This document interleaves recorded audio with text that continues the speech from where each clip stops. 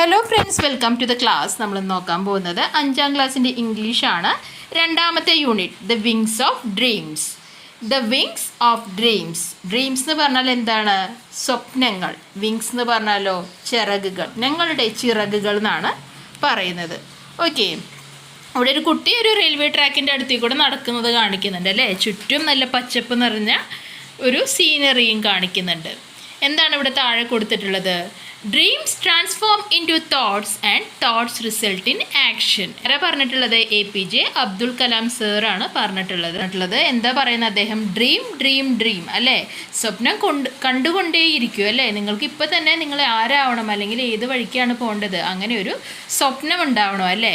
അപ്പം അങ്ങനെ നിങ്ങൾ സ്വപ്നം കണ്ടാലേ എന്തുണ്ടാവൂ? Dreams transform into thoughts. ആ സ്വപ്നങ്ങളെ നേടിയെടുക്കാൻ നിങ്ങൾക്ക് എന്തൊക്കെ ചെയ്യാൻ പറ്റും, അങ്ങനെയുള്ള ചിന്തകളൊക്കെ നിങ്ങളുടെ മനസ്സിലേക്ക് വരും. അതുപോലെ തന്നെ എന്താണ്? And thoughts result in action. അങ്ങനെയുള്ള ആ ആലോചനകളൊക്കെ എന്താണ്? അതിന് വേണ്ടിയിട്ട് എന്താണോ നമ്മൾ ചെയ്യേണ്ടത് ആ കാര്യങ്ങളൊക്കെ ചെയ്യാൻ നിങ്ങളെ പ്രേരിപ്പിക്കും എന്നാണ് പറയുന്നത്. ഒരു മനുഷ്യന് എന്തെങ്കിലും ഒരു ഡ്രീം ഉണ്ടെങ്കിൽ മാത്രമേ, എന്തെങ്കിലും ഒരു സ്വപ്നം ഉണ്ടെങ്കിൽ മാത്രമേ നമുക്ക് അതിന് വേണ്ടി പ്രവർത്തിക്കാൻ പറ്റുള്ളൂ. അല്ലാണ്ട് ഓരോ ദിവസവും വെറുതെ കഴിച്ചു കൂട്ടിയിട്ട് യാതൊരു കാര്യമില്ല എന്നാണ് അദ്ദേഹം പറയുന്നത്. കേട്ടോ? അപ്പോൾ ഇത് ജസ്റ്റ് ഒരു കോട്ടാണ്, ഒന്ന് വായിക്കാൻ ഞാൻ. Every morning you have 2 choices. എന്നും രാവിലെ എണീക്കുമ്പോൾ നിങ്ങൾക്ക് 2 ചോയ്സുകളുണ്ട് അല്ലേ. എന്ത് ചെയ്യാം? Continue to sleep with your dreams or wake up and chase them. ഒന്നുകിൽ ആ സ്വപ്നം കണ്ടിട്ട് നിങ്ങൾക്ക് വീണ്ടും ആ സ്വപ്നം കണ്ടിങ്ങനെ കിടന്നുറങ്ങാം. അല്ലെങ്കിൽ എന്താ ചെയ്യേണ്ടത്? നിങ്ങൾ രാവിലെ ഉറക്കം വേണ്ടിയിട്ട് ആ ഡ്രീംസിന് വേണ്ടി, ആ സ്വപ്നങ്ങൾക്ക് വേണ്ടി പ്രവർത്തിക്കണം എന്നാണ് പറയുന്നത്. ദ ഡോവേ. ഇവിടെ എന്താണ്? ട്രെയിൻ കൊടുത്തിട്ടുണ്ട്, പല ബോഗികളിലും ആൾക്കാരിരുന്ന് പോകുന്നുണ്ട് അല്ലേ. 2 ട്രെയിനുകളുണ്ട് കണ്ടോ, മുകളിലത്തെ ട്രെയിനും താഴത്തെ ട്രെയിനും. കാണുന്നതിൽ തന്നെ വ്യത്യാസമില്ലേ? ഒന്ന് ശ്രദ്ധിച്ചു നോക്കിയേ. ഇതിൽ പുക ഇങ്ങനെ പോകുന്നുണ്ട് അല്ലേ, ഇതിൻ്റെ കൂടെ പുക പോകുന്നുണ്ട്. ഈ ട്രെയിനിൻ്റെ ഒരു ആകൃതിയും നോക്കിയേ, അത് ഇപ്പോഴത്തെ പോലെയല്ല, ഡിസൈനും വ്യത്യാസമുണ്ട്. അപ്പോൾ ഇതിൽ നിന്ന് നമുക്ക് എന്ത് മനസ്സിലാക്കാം? ഇത് പഴയ ട്രെയിനാണ് അല്ലേ. ഇത് എന്താണ് പറയുക, പണ്ട് കൽക്കരിയൊക്കെ കത്തിച്ചുകൊണ്ട് ഒക്കെ പ്രവർത്തിച്ചിരുന്ന ട്രെയിനില്ലേ, അതുപോലെയുള്ള ട്രെയിനാണ് എന്ന് നമുക്ക് മനസ്സിലാക്കാം.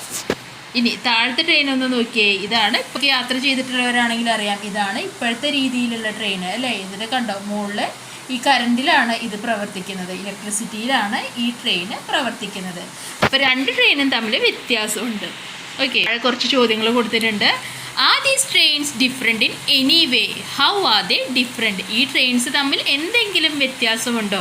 ഉണ്ടെങ്കിൽ എന്താണ് ആ വ്യത്യാസം എന്നാണ് ചോദിക്കുന്നത്. ആൻസർ നോക്കാം. Yes, one of the trains is a steam engine and the other is an electric train. ഒന്നെന്താണ്? സ്റ്റീം എൻജിനാണ് അല്ലേ. മറ്റേ ട്രെയിൻ എന്താണ്? അത് ഇലക്ട്രിക് ട്രെയിനാണ്.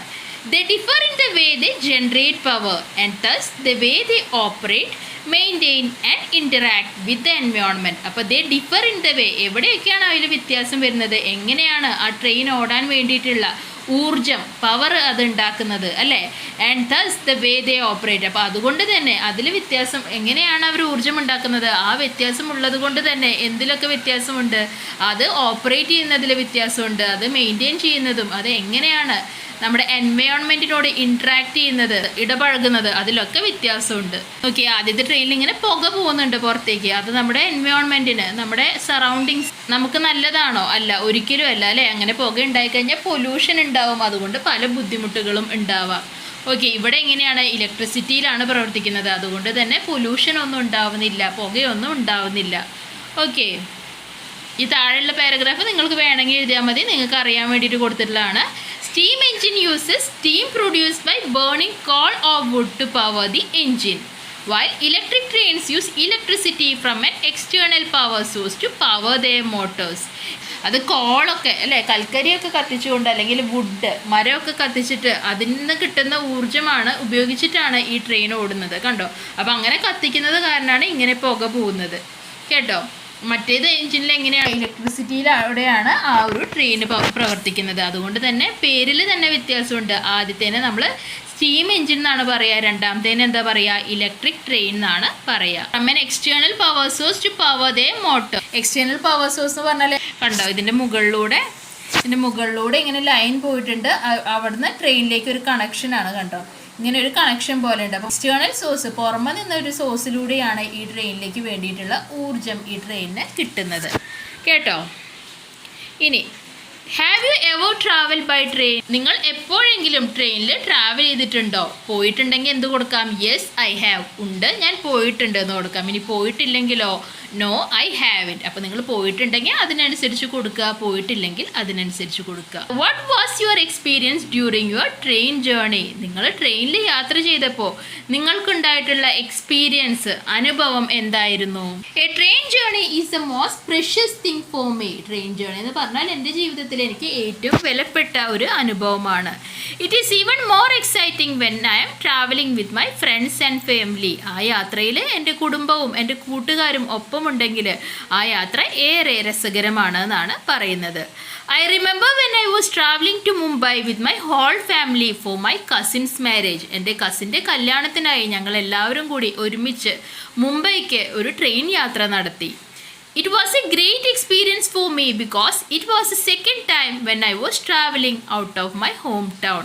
അതെനിക്ക് വലിയൊരു എക്സ്പീരിയൻസ് ആയിരുന്നു. കാരണം എന്താണ്, ഞാൻ രണ്ടാമത്തെ പ്രാവശ്യമാണ് എൻ്റെ ഹോം ടൗണിൽ നിന്ന്, അല്ലേ, നമ്മൾ നിൽക്കുന്ന ആ സ്ഥലത്ത് നിന്ന് ഒന്ന് പുറത്തേക്ക് പോകുന്നത്.